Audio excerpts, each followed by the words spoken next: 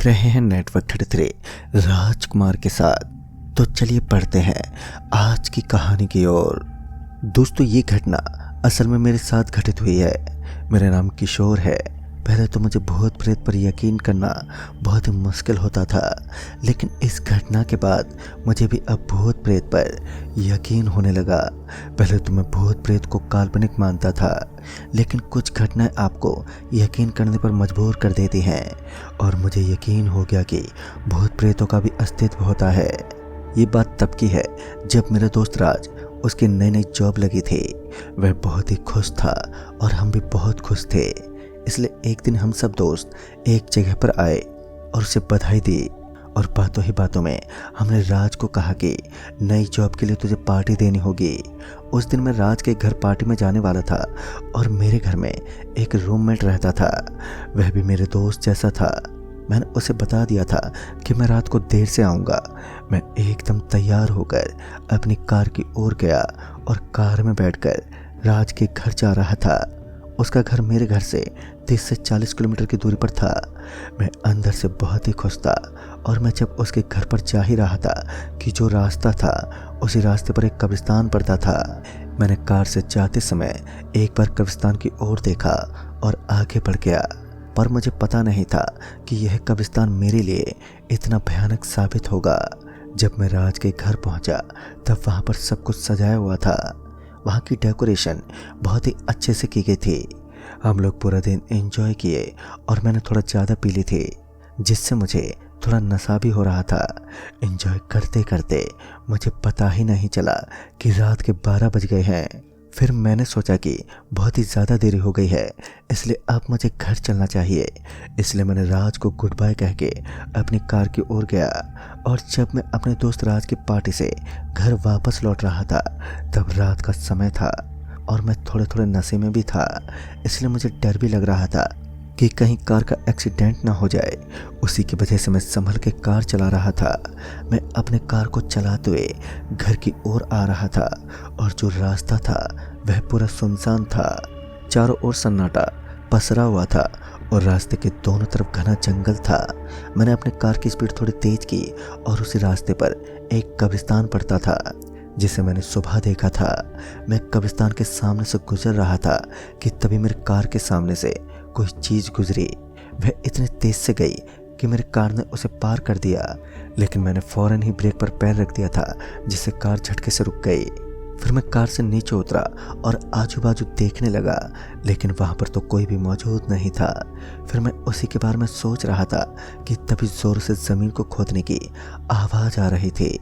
तभी मैं सोचने लगा कि आवाज़ कहाँ से आ रही है। मैं ये सोच ही रहा था कि आवाज़ और भी ज़ोरों से आने लगी।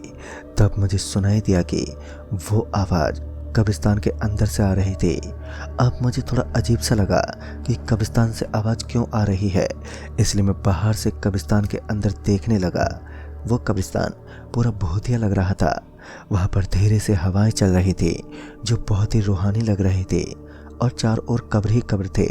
ना जाने मुझे अचानक से कब्रिस्तान आकर्षित करने लगा। मुझे खुद पर काबू नहीं था और मैं कब्रिस्तान के अंदर चला गया। जब मैं कब्रिस्तान के अंदर पहुंचा तो जो मैंने देखा वो बहुत ही अचंभित कर देने वाला था।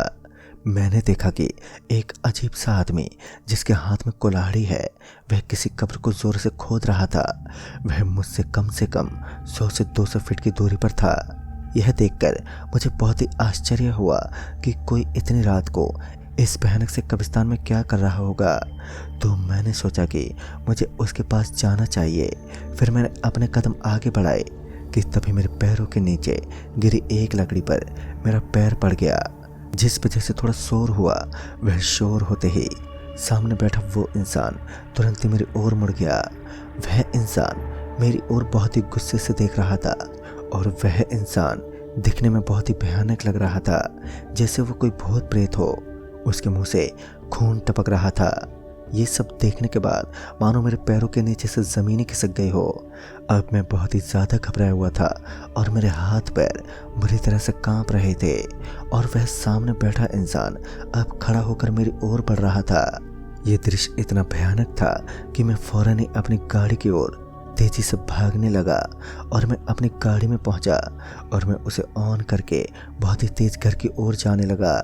लेकिन जब मैंने पीछे मुड़कर कब्रिस्तान की ओर देखा तो वो आदमी वहाँ से मुझे ही घूर रहा था, जिसे देखकर मैं और भी ज़्यादा घबरा गया। फिर कुछ समय बाद मैं घर पहुंचा, तब मेरी हालत बहुत ख़राब थी।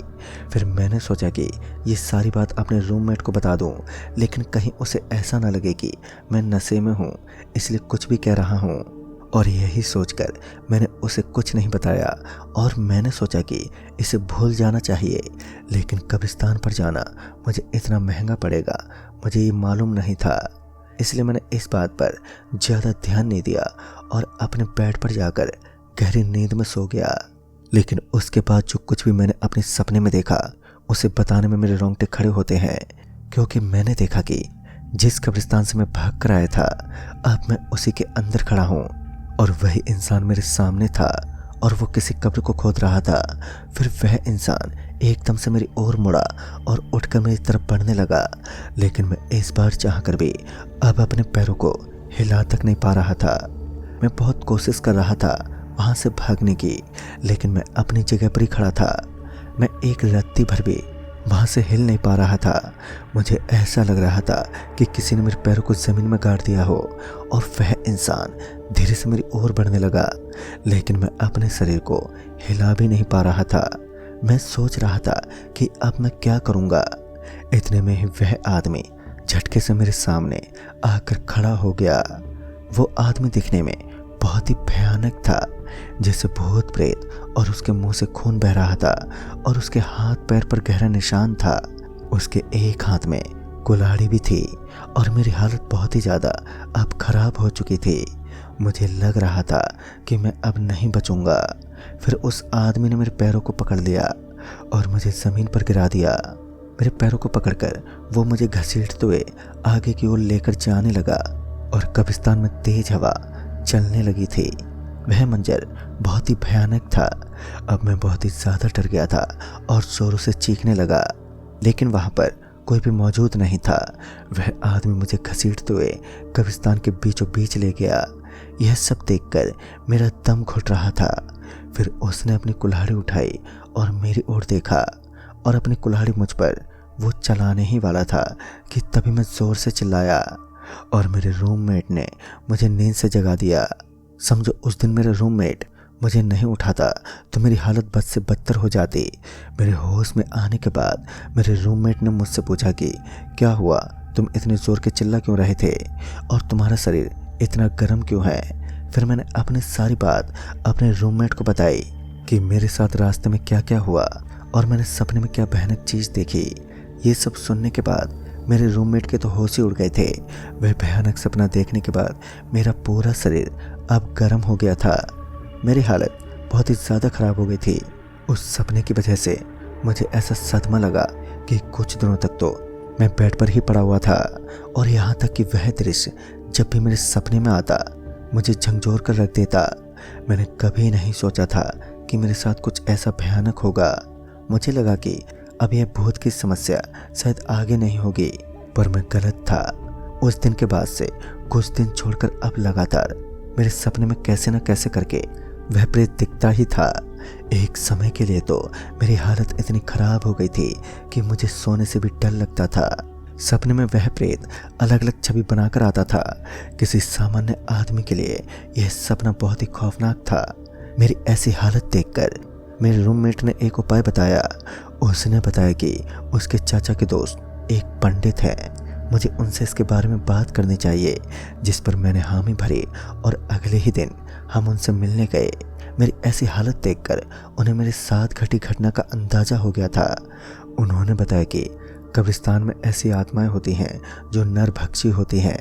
ये आत्माएं शमशान घाट की मुर्दा लाश ऊपर पनपती हैं और उन्हें अपना भोजन बनाती हैं। इनके पास ऐसी शक्ति रहती है जिससे जिस व्यक्ति को चाहे वह बस उसी को दिखेगी। अगर कोई इन आत्माओं के संपर्क में आ जाए, भले ही संपर्क गलती से भी जुड़ा हो, तो उस आदमी का बुरा समय शुरू हो जाता है। वह चाहकर भी इनसे अपना पीछा नहीं छुड़ा पाता। सपनों में आकर और अलग अलग प्रकार से ही आदमी को डराकर उन्हें कमज़ोर करती हैं ताकि उनके शरीर पर ये पनप ना सकें। दोस्तों ये सब सुनने के बाद अब मेरी चिंता और भी बढ़ गई थी। पंडित जी ने मुझे इसका उपाय बताया और फिर कुछ दिनों तक तो मुझे घर में रोज़ पूजा करने को कहा। एक हवन भी करवाया गया और इसका असर भी हुआ। फिर कुछ ही समय में मैंने महसूस किया कि अब मुझे अच्छा लग रहा है और सपने में वो भूत प्रेत बिल्कुल भी नहीं आ रहे थे। उस दिन के बाद से जब भी उस कब्रिस्तान के नज़दीक से मैं गुजरता हूँ तो एक क्षण के लिए भी अपनी गाड़ी धीमी नहीं करता।